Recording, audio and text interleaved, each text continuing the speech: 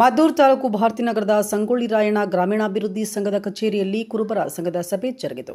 ಈ ಸಂದರ್ಭದಲ್ಲಿ ತಾಲೂಕು ಪಂಚಾಯಿತಿ ಮಾಜಿ ಸದಸ್ಯ ಭರ್ತೇಶ್ ಅವರು ಮಾತನಾಡಿ, ಮುಖ್ಯಮಂತ್ರಿ ಸಿದ್ದರಾಮಯ್ಯ ಅವರ ಆಡಳಿತ ವೈಖರಿಯನ್ನು ಸಹಿಸಲಾಗದೆ ಕಾಂಗ್ರೆಸ್ ಸರ್ಕಾರದ ಮೇಲೆ ಇಲ್ಲಸಲ್ಲದ ಆರೋಪಗಳನ್ನು ಬಿಜೆಪಿ ಮತ್ತು ಜೆಡಿಎಸ್ ನಾಯಕರು ಮಾಡುತ್ತಿದ್ದಾರೆಂದು ಆರೋಪಿಸಿದರು.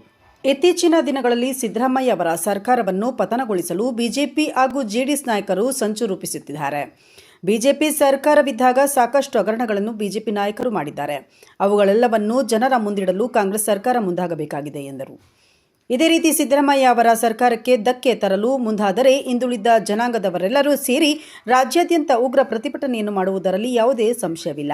ರಾಜಕೀಯ ಮಾಡುವುದಾದರೆ ಜನ ಬೆಂಬಲದಿಂದ ಆಯ್ಕೆಗೊಂಡು ಅಧಿಕಾರ ನಡೆಸಲಿ. ಅದನ್ನು ಬಿಟ್ಟು ರಾಜ್ಯಪಾಲರನ್ನು ಕೈಗೊಂಬೆಯನ್ನಾಗಿ ಮಾಡಿಕೊಂಡು ಸಂವಿಧಾನವನ್ನು ದುರ್ಬಳಕೆ ಮಾಡಿಕೊಳ್ಳುತ್ತಿರುವುದು ಸರಿಯಲ್ಲ ಎಂದರು. ಇನ್ನು ಈ ವೇಳೆ ಸಂಗೊಳ್ಳಿ ರಾಯಣ್ಣ ಗ್ರಾಮೀಣಾಭಿವೃದ್ಧಿ ಸಂಘದ ಅಧ್ಯಕ್ಷ ಎಚ್ ರಂಗಸ್ವಾಮಿ, ಸಂಘದ ಗೌರವಾಧ್ಯಕ್ಷ ಕೆ ಕಾಳಯ್ಯ, ಕ್ರಾಂತಿವೀರ ಸಂಗೊಳ್ಳಿ ರಾಯಣ್ಣ ಸಹಕಾರ ಸಂಘದ ಅಧ್ಯಕ್ಷ ಎಚ್ಎಂ ಜೋಗಯ್ಯ, ಗುತ್ತಿಗೆದಾರ ಅಪ್ಪಾಜಿ, ಜಿಲ್ಲಾ ಕುರುಬರ ಸಂಘಟನಾ ಕಾರ್ಯದರ್ಶಿ ಪೂಜಾರಿ ಮಹೇಶ್, ಗ್ರಾಮ ಪಂಚಾಯಿತಿ ಮಾಜಿ ಅಧ್ಯಕ್ಷ ರವಿಚಂದ್ರ, ಮಾಜಿ ಸದಸ್ಯ ಪುಟ್ಟರಾಜು, ಜಿಲ್ಲಾ ನಿರ್ದೇಶಕ ಬೀರೇಶ್, ಕುರುಬರ ಸಂಘದ ತಾಲೂಕು ನಿರ್ದೇಶಕ ಪುಟ್ಟಸ್ವಾಮಿ, ಭಾರತಿ ಕಾಲೇಜು ಉಪನ್ಯಾಸಕ ಎಚ್ಕೆ ದೊಡ್ಡಯ್ಯ ಸೇರಿದಂತೆ ಹಲವರಿದ್ದರು.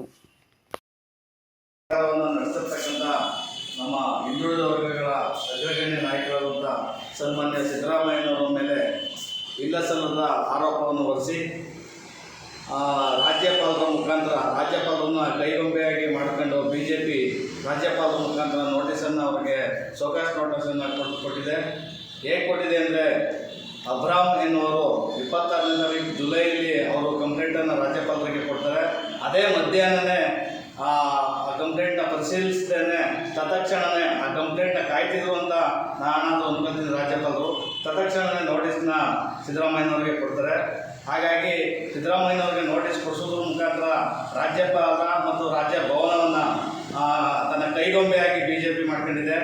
ಇದು ಯಾವುದಕ್ಕೂ ಕೂಡ ಸಿದ್ದರಾಮಯ್ಯನವರು ಎದುರಲ್ಲ. ಸಿದ್ದರಾಮಯ್ಯನವರ ಪರವಾಗಿ ನಮ್ಮೆಲ್ಲ ಹಿಂದುಳಿದ ವರ್ಗ, ಅಹಿಂದ ವರ್ಗ ಅವರ ಬೆಂಬಲಕ್ಕೆ ನಿಂತಿದೆ ಮತ್ತು ಕಾಂಗ್ರೆಸ್ ಪಕ್ಷನೂ ಕೂಡ ಅವರ ಬೆಂಬಲಕ್ಕೆ ನಿಂತು ಅವರ ಒಂದು ಹೋರಾಟದಲ್ಲಿ ನಾವು ಕೂಡ ಅವರಿಗೆ ಬೆಂಬಲಿಸ್ತಾ ಇದ್ದೀವಿ.